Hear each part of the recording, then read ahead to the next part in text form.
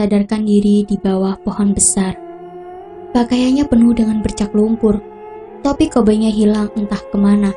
Senapannya tergeletak tak jauh dari tubuhnya.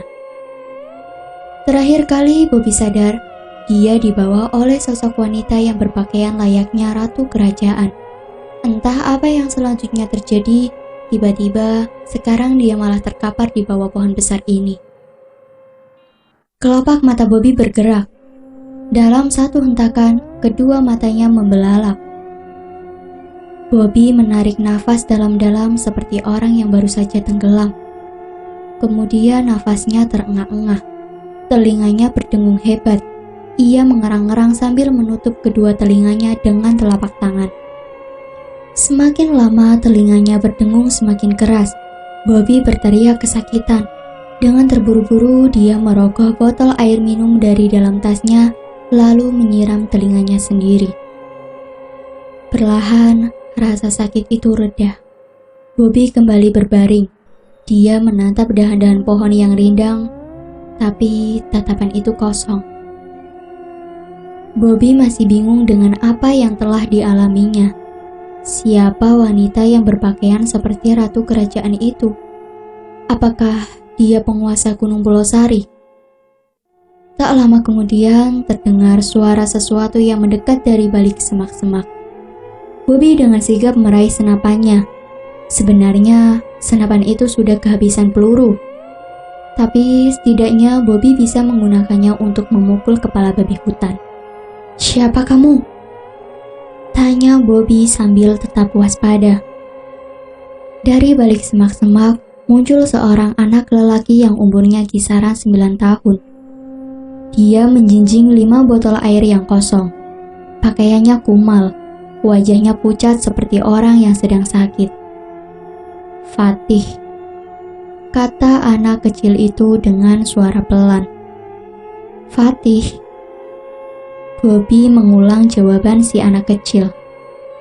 "Kenapa kamu ada di sini?" tanya Bobby lagi.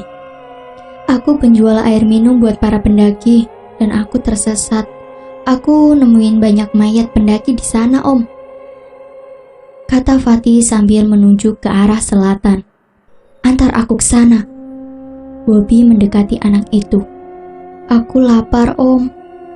Anak itu mendongak menatap wajah Bobby. Bobby pun langsung merogoh biskuit dari dalam tasnya. "Ini makan dulu. Jangan khawatir, kita pasti keluar dari gunung ini," kata Bobby. "Tapi sebelum itu, aku harus menemukan keponakanku dulu. Dia hilang di gunung." "Namanya Mira bukan?" tanya anak kecil itu sambil mengunyah biskuit. Bobby terkejut. Dia langsung memegang pundak Ratih. "Iya, namanya Mira. Kamu lihat dia. Di mana dia sekarang?" "Tadi malam aku ketemu sama Mbak Mira. Dia orangnya baik banget." Fatih mengambil kembali sekeping biskuit dari dalam kemasan. "Iya, kamu ketemu Mira di mana? Aku omnya. Dia hilang di gunung ini." Nada bicara Bobby meninggi. Dia tidak sabar ingin segera menemukan Mira. "Aku lupa tempatnya, Om. Tapi Mbak Mira nggak sendirian. Dia sama suaminya." "Hah? Suami?" Bobby mengerutkan dahi. Bobby curiga. Jangan-jangan itu bukan Mira yang dia cari. "Miranya sudah tua atau masih muda?" tanya Bobby. "Masih muda, Om." Bobby mengambil sebuah foto dalam tasnya. "Apa wajahnya seperti ini?" "Iya, betul. Itu Mbak Mira." "Tolong ingat-ingat lagi. Semalam kamu ketemu dia di mana?"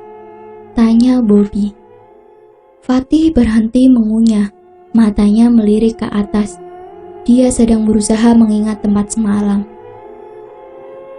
"Oh iya, aku lihat ada kuburan.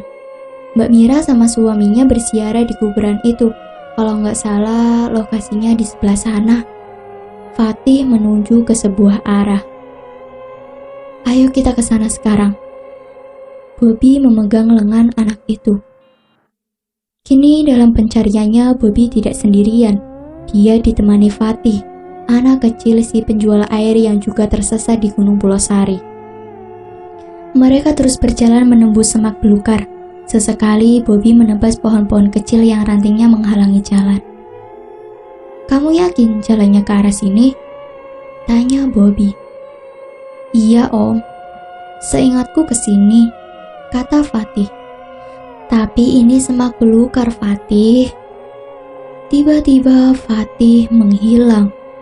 Bobby menoleh ke segala arah mencari keberadaan anak itu. "Om, hahaha."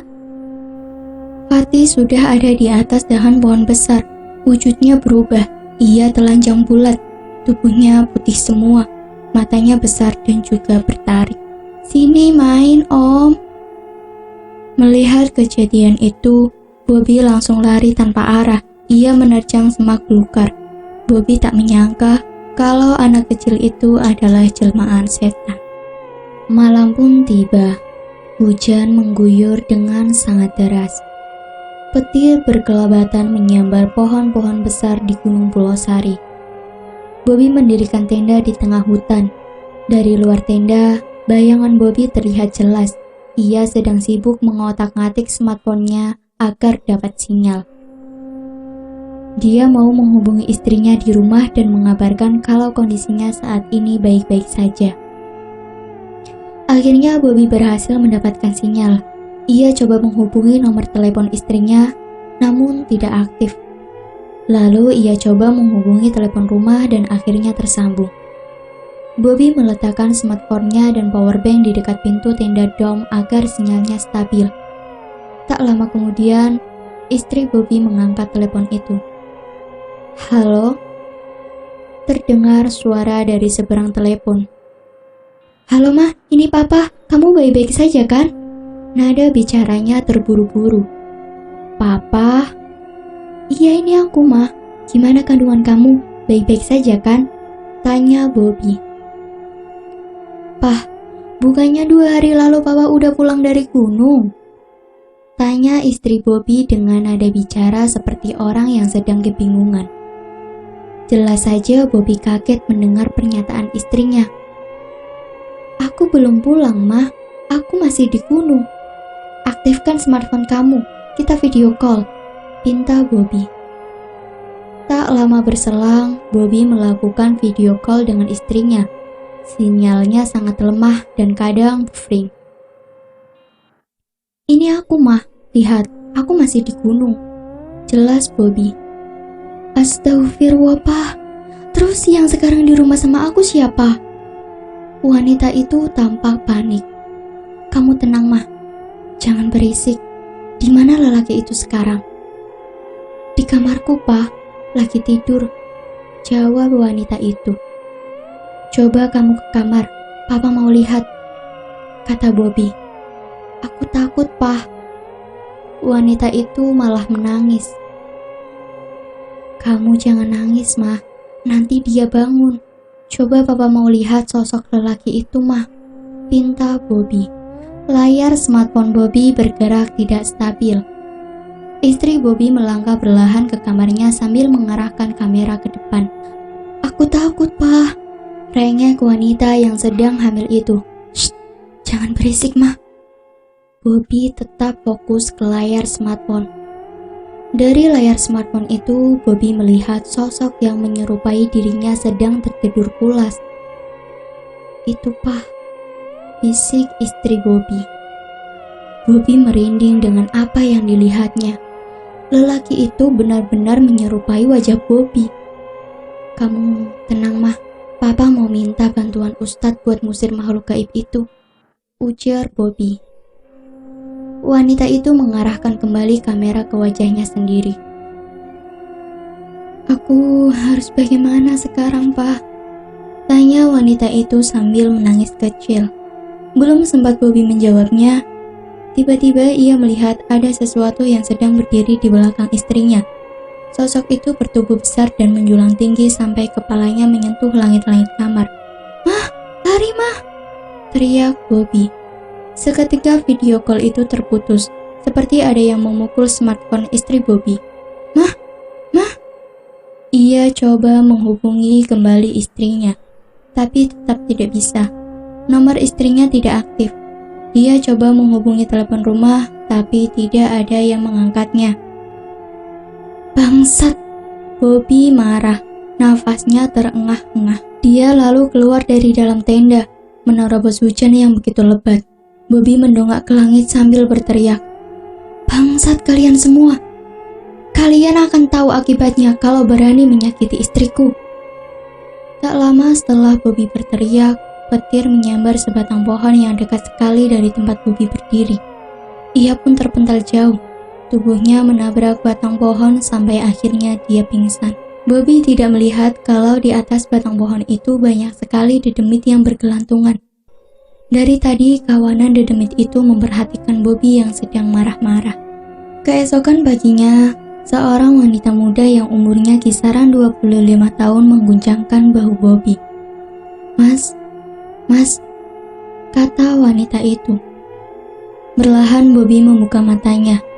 Samar-samar ia melihat seorang wanita berambut hitam sebahu sedang memperhatikan Bobby. Astaga! Bobby terperanjat kaget. Dia menjauh dari wanita asing itu. Setan kau ya? Bentak Bobby. Hah? Setan?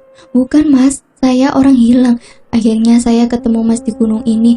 Tolongin saya mas, bawa saya keluar dari gunung ini. Wanita itu malah merengek. Bobby masih terdiam. Dia sangat waspada terhadap wanita asing di depannya itu. Masih gak percaya kalau saya manusia? Wanita itu berdiri, lalu menghentak-hentakan kakinya.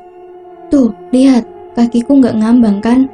Sambil tetap waspada, Bobby perlahan berdiri. Ia masuk ke dalam tenda, lalu kembali dengan membawa senapannya. Ada pisau yang diikatkan pada ujung moncong senapan itu, mirip seperti senapan tentara Jepang. Ampun mas, sumpah, saya bukan setan. Saya pendaki yang nyasar di gunung ini dan teman-teman saya semuanya mati. Wanita itu melindungi wajahnya dengan kedua tangan. Dia kira senapan itu masih ada pelurunya, padahal Bobby hanya menggertak wanita itu.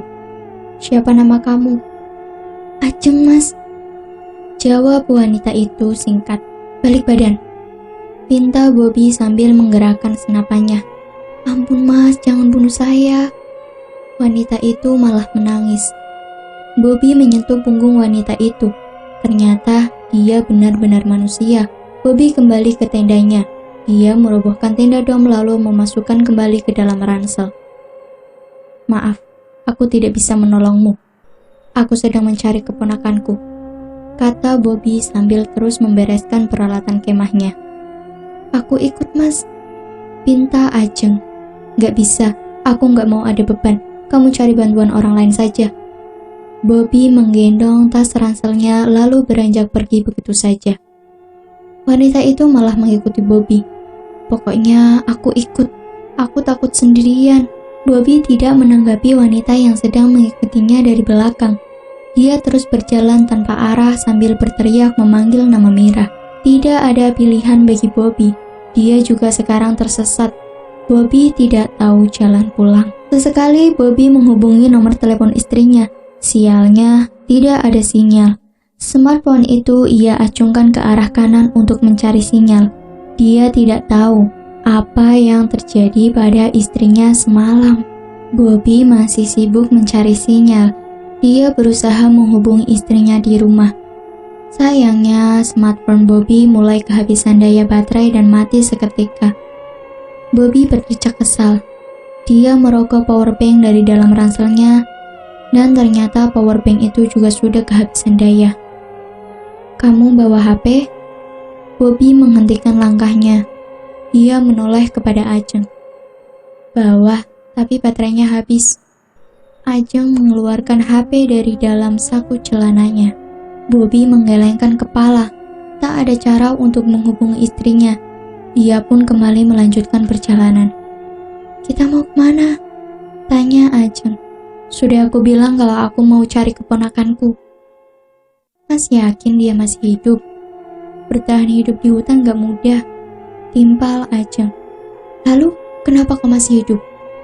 Tanya Bobby sambil terus berjalan. Aku bisa berburu. Selama tersesat di gunung ini, aku makan hewan apapun yang kujumpai, termasuk monyet, kata Ajeng. Is, corok kau, makan monyet, kata Bobby tanpa menoleh kepada Ajeng. Daripada mati kelaparan, timpal Ajeng. Bobby menghentikan langkahnya. Berhenti, pinta Bobby. Ada apa? Ajeng penasaran. Bobby melihat ada bekas telapak kaki di atas lumpur. Tapak itu mengarah ke sebelah kanan. Dengan hati-hati, Bobby dan Ajeng mengikuti tapak itu. Dari ukurannya, bekas telapak kaki itu pasti milik orang dewasa. Ada orang ya? Ajeng memang banyak tanya. Jangan banyak tanya, desis Bobby sambil menoleh dengan kesal pada Ajeng. Semakin mereka mengikuti bekas telapak kaki itu, semakin terdengar sayup-sayup suara keramaian. Kau dengar itu? Bobby berhenti dan menoleh pada Ajeng. Iya, itu pasti petugas tim SAR. Asik, kita selamat. Ajeng sumringah. Dia tak sabar ingin cepat keluar dari gunung ini. Jangan gegabah, kita cek dulu, saran Bobby. Dengan sangat hati-hati mereka kembali mengikuti tapak kaki itu. Saat Bobby menjibakan sebuah daun besar, dari sana ia melihat ada pasar yang ramai pengunjung. Ada pasar, kata Bobby tanpa menoleh pada Ajeng. Hah? Di tengah hutan seperti ini ada pasar? Ajeng terheran-heran sambil mengerutkan dahi. Kemudian Ajeng ikut mengintip dari balik daun besar. Seketika Ajeng terkejut. Di pasar itu dia melihat ada 3 orang temannya yang sudah mati. Mereka sedang bertransaksi di pasar misterius itu. Dengan wajah ketakutan, Ajeng bersembunyi lagi di belakang Bobby. Kenapa? Tanya Bobby. Ada teman saya yang sudah mati, Mas. Itu pasti pasar setan. Dan saat Bobby mengintip kembali, pandangannya terhalang oleh sebuah kaki. Ternyata ada seseorang yang berdiri di hadapan Bobby. Tapi anehnya, kaki itu hanya ada 1. Mas, lihat Mas. Ajeng menepuk pundak Bobby sambil menunjuk ke atas. Saat Bobby mendongak, dilihatnya ada sebuah kaki yang menjulang tinggi. Entah berapa meter, kaki itu hanya 1 dan tanpa tubuh. Ukurannya seperti kaki orang dewasa, tapi tingginya tak wajar. Lari! Teriak Bobby. Ajeng pun lari sekuat tenaga, sedangkan Bobby mengikutinya dari belakang. Bobby merasa mereka sudah jauh dari pasar setan itu. Tapi anehnya, mereka malah balik lagi ke tempat semula. Bobby kesal, dia sudah bosan dipermainkan seperti ini. Dia malah sengaja lari ke tengah-tengah keramaian pasar sambil menenteng senapannya. Mas, jangan Mas! Teriak Ajeng dari kejauhan. Bobby sekarang berada di tengah kerumunan orang yang sedang melakukan transaksi jual beli. Nafas Bobby terengah-engah, keringat membasahi wajahnya. Bobby heran, kenapa siang bolong seperti ini ada pasar setan. Kalian dengarkan ini, aku tidak takut sama kalian. Bobby menceracau, tapi orang-orang di pasar itu tidak ada yang peduli sama sekali. Bobby menyentuh salah satu seorang lelaki yang sedang berdiri di dekatnya. Dan ternyata Bobby tidak dapat menyentuh lelaki itu. Tubuh lelaki itu membias seperti embun. Bobby lalu menyentuh setiap orang yang ada di sana. Ternyata orang-orang itu juga tidak dapat Bobby sentuh. Bobby menyerah. Dia malah menangis sambil mendongak ke langit. Wajahnya kumal dan penuh bercak lumpur. Aku mohon, tolong kembalikan Mira dan jangan ganggu keluargaku. Bobby merengek di tengah keramaian pasar setan. Dan saat itu juga dari kejauhan, Bobby melihat sosok wanita yang berpakaian layaknya ratu kerajaan. Bobby ingat kalau wanita itu yang pernah ia jumpai beberapa hari lalu. Tepat di samping wanita itu, ada Mira yang sedang berdiri menatap Bobby. Mira tersenyum, tapi wajahnya pucat seperti orang yang sudah mati. Mira, desis Bobby. Tanpa pikir panjang lagi, Bobby lari menghampiri Mira.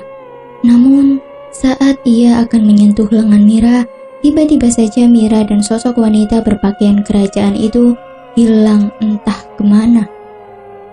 Keramaian pasar juga lenyap begitu saja.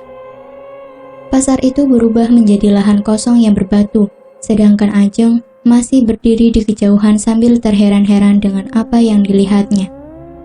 "Mira! Mira!" Bobby berteriak ke segala arah mencari Mira. Tapi Mira tak menampakkan wujud lagi. "Mas, kita dipermainkan setan, ayo pergi dari sini!" teriak Ajeng dari kejauhan. Bobby pun menyerah. Ia merasa mungkin Ajeng benar kalau yang dilihatnya tadi hanya jelmaan Mira. Ia meraih kembali senapannya yang tergeletak di tanah, lalu berjalan menghampiri Ajeng. Tanpa berkata apapun, Bobby melanjutkan perjalanan. "Kita mau kemana lagi?"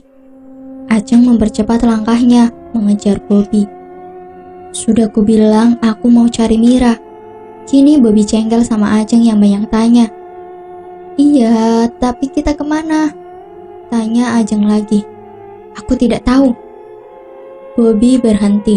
Dia membalikkan badan dan menatap Ajeng dengan tatapan marah.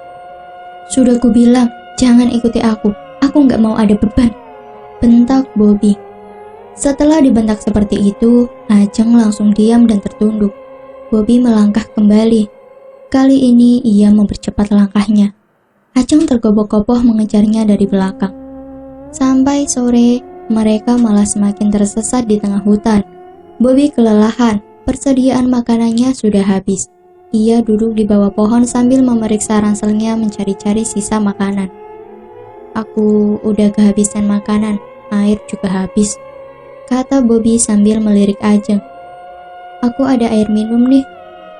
Ajeng merogoh sebotol air minum dari dalam tasnya. Ia kemudian menyerahkan botol itu pada Bobby. "Dari mana kamu dapat air ini?" tanya Bobby. "Itu air hujan, Mas."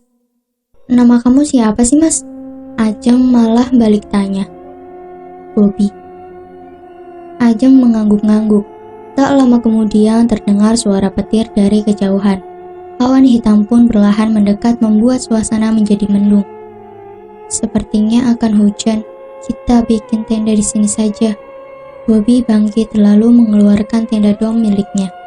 Tak sengaja Ajeng melihat seekor ular sanca yang melintas dari balik semak-semak. Wanita itu pun dengan sigap mengeluarkan pisau dari dalam tasnya. Ia mendekati ular itu pelan-pelan. "Kamu mau apa?" Bobby yang sedang sibuk mendirikan tenda, tiba-tiba perhatiannya tertuju pada Ajeng. "Ada makanan, Mas." Tanpa ancang-ancang lagi, Ajeng memegang kepala ular sanca itu lalu memotongnya. Tubuhnya sempat dililit, tapi Ajeng berhasil melepaskan diri. Malam itu ternyata hujan tak kunjung turun. Ajeng membakar potongan ular sanca hasil buruannya tadi sore. Sementara Bobby tidak sanggup makan ular itu. Ia lebih baik menahan lapar daripada harus makan ular. "Enak, Mas, cobain deh." Ajeng menyodorkan sepotong daging ular pada Bobby. "Kamu saja, aku tidak bisa makan ular," jawab Bobby. Ia melamun. Tatap matanya kosong memandangi api unggun. Ia masih memikirkan nasib istrinya di rumah. Ya sudah kalau nggak mau. Ajeng pun memakan potongan daging ular itu. Malam semakin larut. Api unggun dibiarkan menyala. Bobby dan Ajeng masuk ke dalam tenda. Mereka tidur dengan posisi saling membelakangi satu sama lain. Namun, tengah malam entah jam berapa, ada bayangan seorang lelaki yang melintasi tenda mereka. Lelaki itu berlalu lalang, membuat suara berisik di semak-semak. Bobby pun bangun. Ia seketika menyadari kalau ada seseorang di luar tenda. Buru-buru ia meraih senapannya. Dengan hati-hati, dia mengintip dari celah pintu tenda. Di luar, Bobby melihat ada lelaki yang sangat ia kenal. Itu adalah LD. Dia berdiri tepat di depan tenda. "LD?" tanya Bobby. "Om, tolongin Mira, Om," kata LD. Raut wajahnya tampak panik. Segera Bobby keluar dari dalam tenda. "Mira, di mana dia?" "Di sana, Om," tunjuk LD menunjuk ke barat. "Ayo antar aku." pinta Bobby sambil merogoh senter dari dalam kantong celananya. Ia tidak curiga sedikit pun pada LD. Bobby kira LD memang masih hidup, padahal si LD ini udah meninggal. Bobby mengikuti LD dari belakang. Mereka berdua pun tiba di sebuah tempat yang asing bagi Bobby. Ia masih di tengah hutan. Banyak pohon-pohon besar di sekeliling Bobby. Di sana, Om, tunjuk LD ke atas pohon. Bobby mengarahkan cahaya senternya ke atas. Di sana, ia melihat ada puluhan orang yang lehernya digantung. Mereka semua mati mengenaskan. Matanya melotot dan lidahnya terjulur. Mereka siapa? Siapa yang melakukan ini dan di mana Mira? Dengan ekspresi wajah terkejut, Bobby menoleh kepada LD. Tampak wujud LD yang sangat menyeramkan. Kepalanya hanya sisa sepotong, lidahnya menjulur keluar. Darahnya juga tercecer ke tubuhnya. Bobby terkejut dan langsung lari tunggang langgang tanpa arah. Sementara itu, di dalam tenda ada yang memeluk tubuh Ajeng. Wanita itu pun bangun. Dia membalikkan badan dengan mata terpicing. Ia melihat Bobby sedang memeluknya. "Kamu bangun," kata Bobby sambil menatap Ajeng dalam-dalam. Ajeng benar-benar gugup. Bobby semakin meringsut mendekatinya. "Jangan, Mas," kata Ajeng pelan. "Kamu kedinginan kan?" tanya Bobby sambil tersenyum. Ajeng berusaha melepas pelukan lelaki itu, namun keadaan semakin tak terkendali. Ajeng kesulitan melepas pelukan lelaki yang menyerupai Bobby. Ajeng pun pasrah begitu saja. Demit itu meniduri Ajeng.